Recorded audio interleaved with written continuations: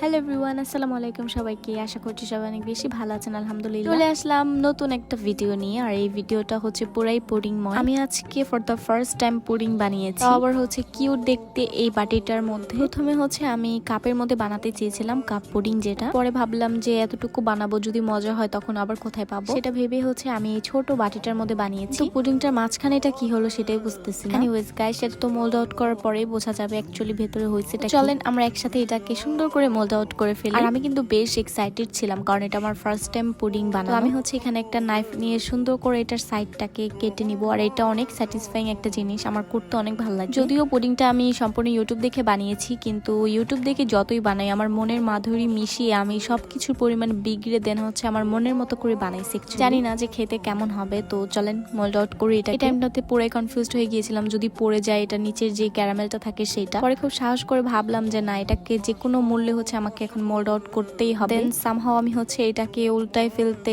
সক্ষম হয়েছি, আমি সাকসেস হয়েছি। পরে যেটা দেখলাম সেটার জন্য আমি একদমই প্রস্তুত ছিলাম না। মানে এত সুন্দর একটা পুডিং, এত কিউট হচ্ছে পুডিং দেখে আমি সব ইনগ্রেডিয়েন্টস দেওয়ার পরেও হচ্ছে একদম নষ্ট হয়ে যায়, ভেঙে টেঙে যায়। বাট আমারটা এত বেশি সুন্দর করে সেট হয়েছিল, আর ওপরের ক্যারামেলের কালারটা এত বেশি সুন্দর এসেছে। হচ্ছে আমি ব্যাটারটা খুব কম দিয়েছি, যে কারণে আমার পুডিংটা একটু স্লিম হয়েছে দেখতে। বাট সমস্যা নাই, খাওয়াটাই হচ্ছে মেন, মানে টেস্টটাই ম্যাটার করে।